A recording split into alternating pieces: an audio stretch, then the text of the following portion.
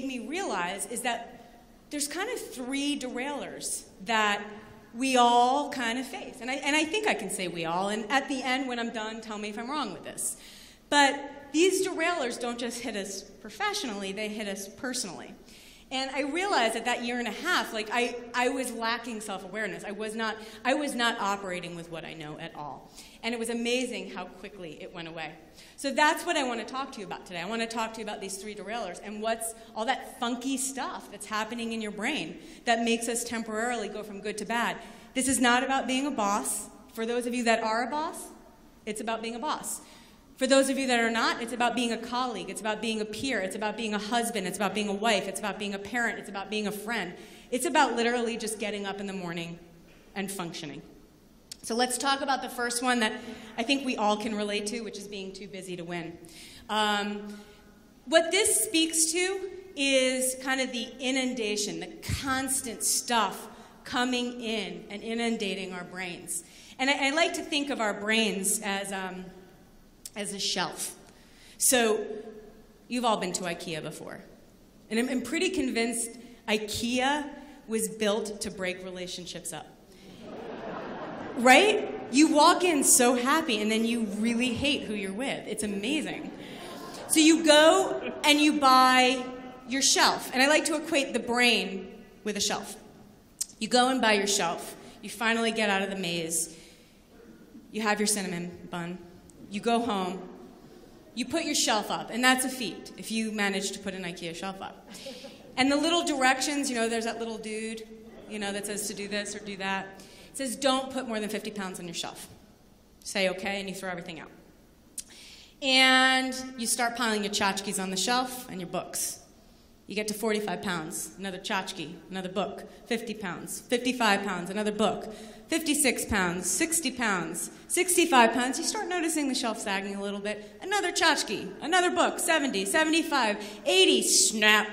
And your shelf breaks and you're like, I don't understand what happened. This is cheap stuff, right? Same thing with our brain. Our brains are a shelf. And we keep on piling stuff. We have our work responsibilities, Outlook, phone, everything coming at us. Kids, husband, wife, this responsibility, this project, whatever it might be, it's coming at us, coming at us, coming at us. And we have all the signs and symptoms. They are glaring. But what do we usually do? Ignore them, right? Because we just have to keep moving and keep going.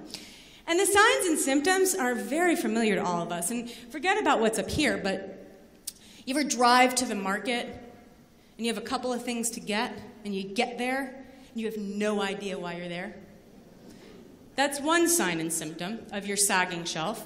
Another one is that you're in a chronic state of agitation, right? And it's not because it's that time of the month, and men, you get it too, just as bad, if not worse.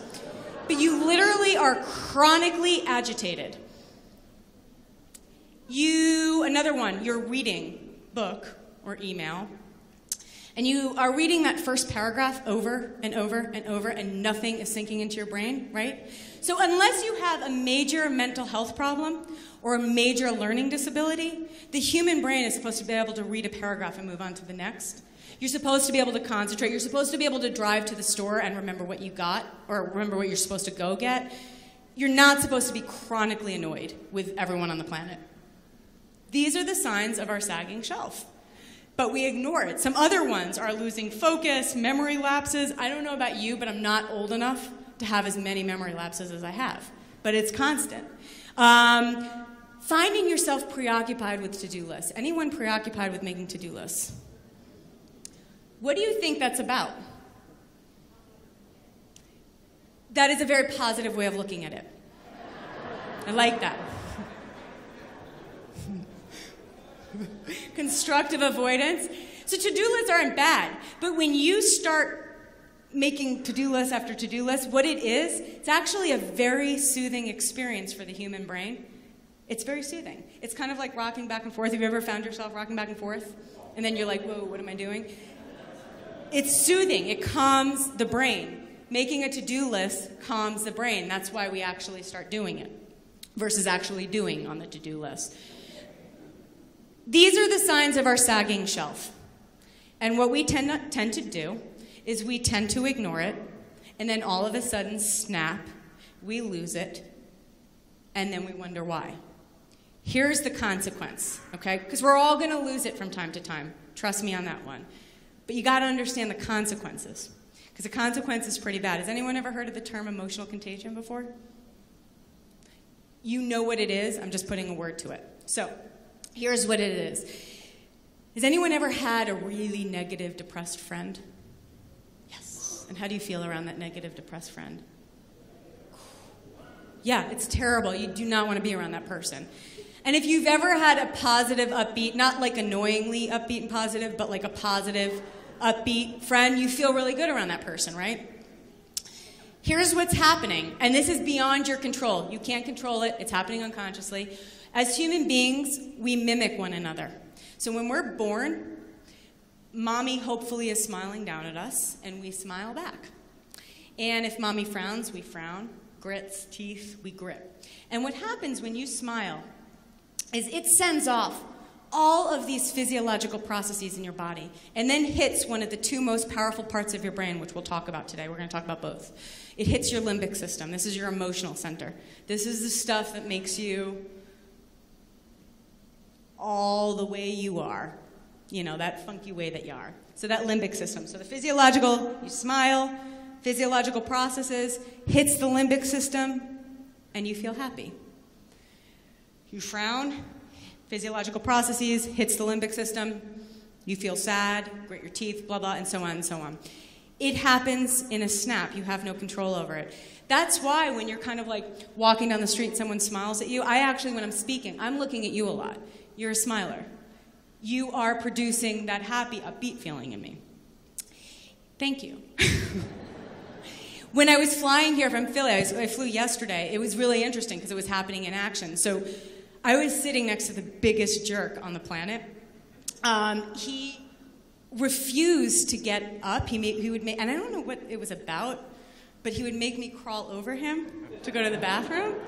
I mean, it could be about a lot of things, but I want to believe he was just the biggest jerk on the planet. I know, it was wrong. And I was really nice. Like, I would wait for him to go, but then I would go, and then he would, such a jerk. And he was also really, like, and nasty. And I over the course of the flight, it's 5.5 hours, I was finding myself really getting nasty and, like, obnoxious and angry.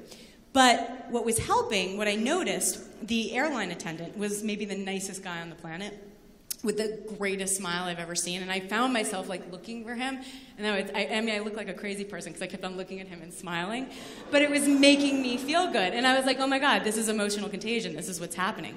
So it's happening all the time around us, and it's crazy when you think about it, because when you snap, when your shelf snaps, you probably get cranky, or you freak out, or you yell at someone, or you withdraw, whatever your thing is, but you're contagious, and that's the problem. And that's how teams go from good to bad.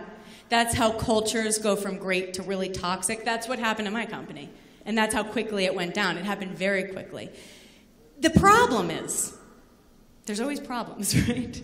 The problem with that is that the human brain processes negative experiences and emotions much more thoroughly than positive ones. And you can think about this from your own life. Like if you've ever talked about an ex, it's like, yeah, he was great, but my childhood was great, but, and you focus on the big, hairy butts, you know, of your life. We just spend more time talking about the negative stuff and attach adjectives that are stronger. So the problem is if Smiley here snaps, right? And to just call you that, I'm sorry. So if you snap, like, that's what I'm going to remember about you. Like, if you think about it in your life, like your bad bosses or just people in your life, like, you don't forget that moment when they acted crazy, right? And even if they acted good all of their times, it's that crazy moment that you hold on to. And then you become that person, especially if you're the boss or whatever it might be. And here's the other problem, is that it takes 5 goods to make up for 1 bad. So you snap one time and you freak out at someone one time, you have to do 5 really good things to make up for that. I mean, do you all have time to make up for your snapping? I know I don't. I would be having to make up my entire life